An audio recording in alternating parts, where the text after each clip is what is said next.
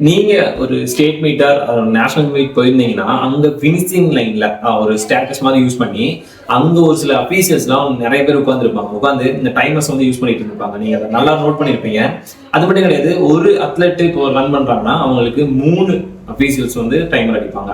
So அதெல்லாம் state level international level போகும்போது அந்த மாதிரி ஸ்பெசிஃபிக்கான மெத்தட் யூஸ் பண்ணணும், இந்த மாதிரி எல்லாம் இருக்கு அப்படின்னு சொல்லிட்டு ரூல்ஸ் இருக்கு. ஸோ நார்மல் நம்ம லோக்கல் ஈவெண்ட்டாக நடத்துறவங்களேன் அந்த மாதிரிலாம் இருக்காது. டைமரே இருக்காது.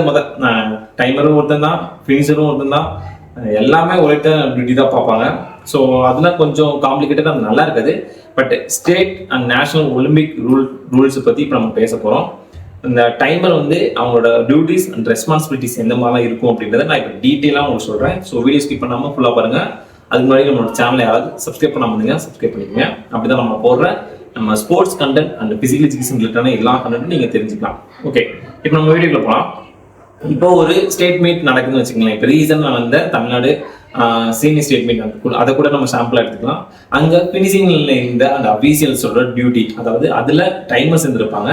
அந்த டைமர்ஸை வந்து நிறைய டியூட்டிஸ் வந்து இருக்கும். அதில் ஒரு சில டியூட்டி நான் இப்போ வந்து எக்ஸ்பிளைன் பண்ணுறேன். ஃபர்ஸ்ட், இந்த ஃபினிஷிங் லைன்ல இருக்க அபிஷியல்ஸ் இருக்காங்களா, அதாவது அந்த டைமர்ஸ் வந்து கரெக்டாக அந்த ஃபினிஷிங் ஆகிற லைனுக்கு நேராக இருக்கணும். அது ரொம்ப இம்பார்ட்டன்ட். ஸோ அப்போதான் யார் ஃபர்ஸ்ட் டைம் வராங்க அந்த டைமிங் கரெக்டாக செட் பண்ணுறோமா அப்படின்றது செக் பண்ண முடியும். குறைஞ்சது அந்த ரன்வே, அந்த குறைஞ்சது அந்த ட்ராக் இருக்குல்ல, அந்த ட்ராக்லேருந்து ஒரு 5 மீட்டர் தள்ளி இருக்கணும் அப்படின்னு சொல்லிட்டு இன்டர்நேஷனல் ரூல்ஸே சொல்றாங்க.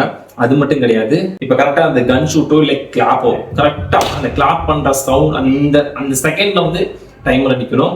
ஸோ டைமர் நீங்க யாராவது அடிப்பீங்க கரெக்டா, நான் டைமர் இருந்திருக்கேன் சார் அப்படின்னு யாராவது நீங்க சொன்னீங்கன்னா கமெண்ட் பண்ணிட்டு போங்க. நீங்க ஒரு யாரெல்லாம் டைமர் இருக்கீங்க அப்படின்னு நானும் பார்த்து தெரிஞ்சுக்கிறேன். நீங்க ஒரு ஸ்டேட் மீட்ல ஒரு நேஷனல் மீட் போயிட்டு இருக்கீங்கன்னு வைங்களேன், அங்க இருக்கிற அபிஷியல்ஸ்லாம் என்ன பண்ணணும்னா, இப்போ நீங்க ஒரு டைமர் அடிக்கிறீங்கன்னா இந்த டைமிங் வந்து நீங்க யாருக்கிட்ட ஷேர் பண்ணக்கூடாது அப்படின்னு சொல்லி வேற சொல்றாங்க.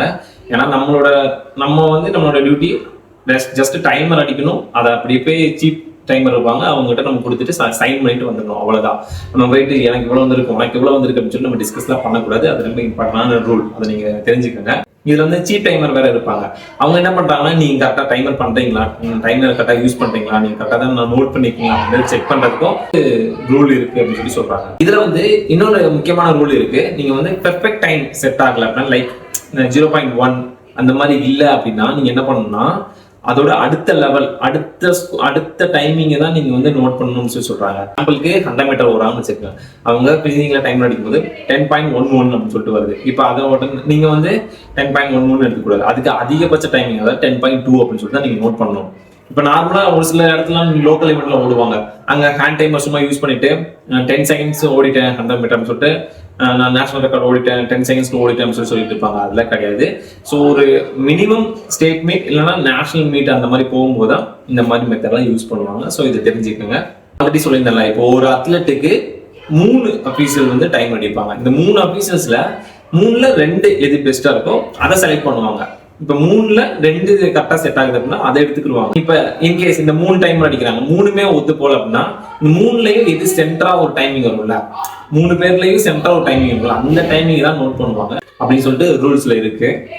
இப்ப இன்கேஸ் இப்ப 3 டைமர் 3 அபிஷியல்ஸ் இல்ல, இப்ப 2 அபிஷியல்ஸ் தான் இருக்காங்க அப்படின்னா அந்த இடத்துல என்ன பண்ணணும்னா, இப்ப 2 அபிஷியல்ஸ் பண்றாங்கன்னா எது அதிகபட்ச டைமா யார் எடுத்திருக்காங்களோ இந்த 2ல எது அதிகபட்சமா இருக்கோ அந்த டைமர் தான் நோட் பண்ணுவாங்க. நான் அதுதான் அவங்க ஆல்ரெடி சாம்பிள் சொல்லியிருந்தேன். இப்ப 2 பேர் எடுக்கிறாங்கன்னா ஒருத்தர் 100 மீட்டர் 10.11 எடுத்துட்டாரு, இன்னொன்னு 10.12 எடுத்திருந்தாங்கன்னா இந்த 12 அப்படின்றத கால்குலேட் பண்ணுவாங்க. அதிகபட்ச டைமிங் எது இருக்கோ அதை தான் செலக்ட் பண்ணுவாங்க.